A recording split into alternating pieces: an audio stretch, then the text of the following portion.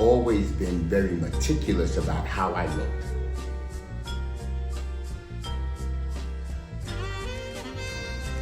In addition to that, I have an uncle who is probably one of the top black fashion designers of the 21st century. His name is Dapper Dan.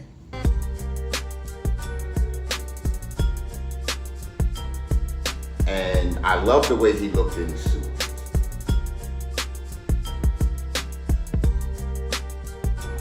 They fit him perfectly.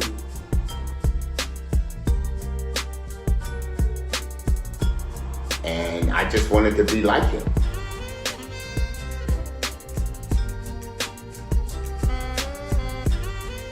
He would always say to me, make sure your clothes fit right. My pants weren't too long. I didn't have 3 or 4 inches of material at the bottom of my pants. My suit jacket, where the sleeve connects to the body of the jacket, it wasn't down here. It was right up here on my shoulder. When you're refined, everything fits exactly how it's supposed to fit. You look a particular way. The suit fits properly, the shirt fits properly. It looks like it was made specifically for you. There's a difference between being sharp and fly. My uncle now is fly. I would never wear the stuff that he wears now.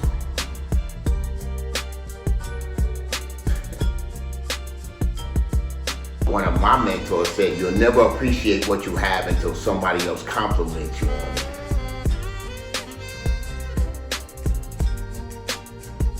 I was getting a shoe shine one day, and there was a white guy sitting next to me with, a pair of sneakers similar to the ones you have on, but being that they were genuine leather, he was getting them shine.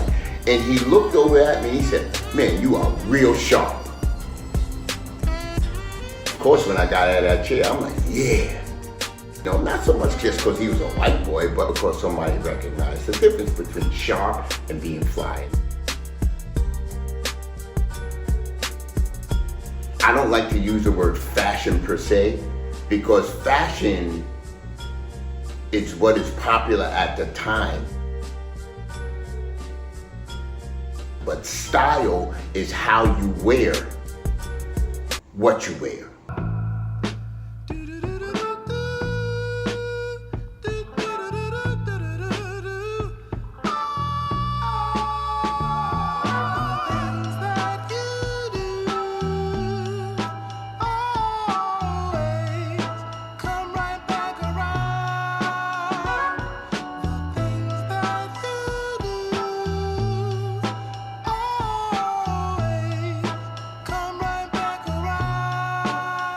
Most people get up and deliberately get dressed. Not everybody. A lot of people really decide on what they're gonna wear. They don't just grab anything out of the closet and put it on. Like yourself today. You have on a vest. Now the vest is not a part of the suit from what I can tell. It looks like a black vest. If it doesn't match, it has to go together. That's what he meant by people deliberately get dressed. Details. Look, understand this. This is for black men in particular. Sister, Dr. Ava Muhammad, may Allah be pleased with her. Don't let them sell you that, oh, that brother is with that white girl because he doesn't want a black woman. No. The white girl is with the brother because she doesn't want a white man. Now think about it. The white man got all the power, all the money, but his woman want to be with Tyrone. I heard her say in one of her lectures one time, there's nothing like a black man in a suit.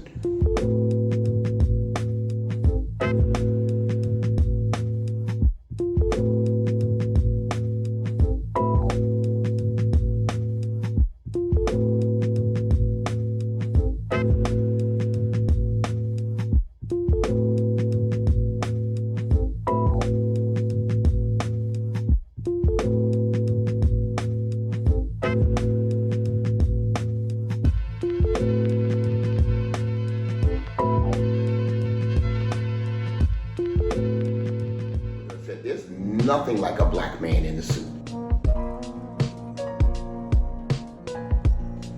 Particularly if it's worn right.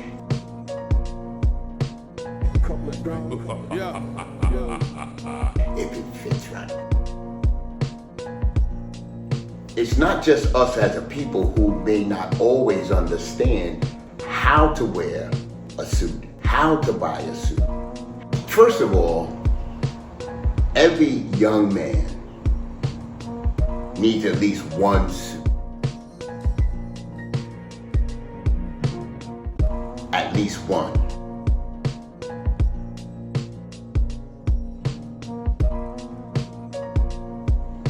When I was early 20s, I might have even been 19, I had a girlfriend. And in one of those arguments that we had, she said to me, if I had to go to a funeral, you couldn't even take me because you don't own a suit. You only have a sport coat. Needless to say, I went out and bought me a suit. The Honorable Minister Louis Farrakhan, I heard him say that the highest form of dress in the Western Hemisphere in particular is a military uniform.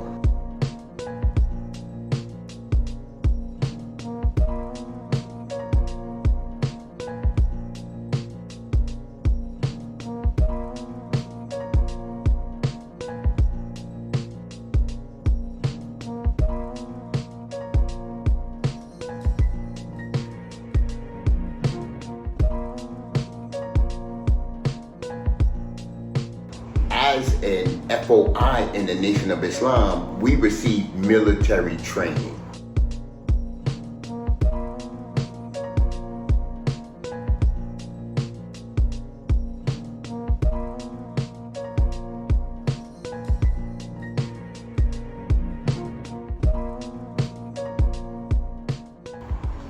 So, other than a uniform, the highest form of dress, particularly in the Western Hemisphere, is a suit. So along with that, there will be moments, there will be times when we have to defend ourselves. It's gonna take trained men, not just men who can fight. We got to be able to fight, but we fight from the faith in God. That's the base of our life. And if you have these tight clothes, you're not able to move as freely as you would be able to if you wore something with more of a loose fitting. Now we're going to talk about fashion. The Honorable Minister Louis Farrakhan said that the fashion industry is feminizing the men based on the shortening of that suit jacket. At some point, the suits got tighter, the pants, from the ankles all the way up. It's almost like most women today are walking around in what they call leggings. Let's go back to the military training of the FOI. I watched this program on television one time that was hosted by a former Navy SEAL. And he said, a good military man gets a haircut once a week, whether he needs it or not, always. That's definitely from a security standpoint and from a self-defense standpoint. But yeah, what you just mentioned, it can be used as a weapon against you. It can really be used, because now they're grabbing your head and flinging you all around. They got control of you. I came up in the era when the most popular movies for black men were drug dealers and pimps. It's J.D. Walker. I'm the craziest nigga you ever gonna meet. Yay! Superfly. This dude is bad. And he ain't just fly. He's super fly. Long fingernail. So he could sniff cocaine. Now, I came up in the boxing area. I used to box a lot. And it's very hard to make a fist if your nails are long. And even if you make one, it's not a tight fist because now you're digging your nails into your palm and you can't really close your hand. Speaking, first of all, with you shared with me, Dr. Moses Powell, he would keep a long nail and use it as a weapon. They call it thumb blade, where he would snap his fingers and he had the nail on his thumb. He grew it a certain way that when he snapped his fingers, he could cut you with the fingernail. With the fingernail. Wow. And I ran across that in a video that you shared with me. And how he used to keep his nails just a little bit longer, so he said he could use them to slice.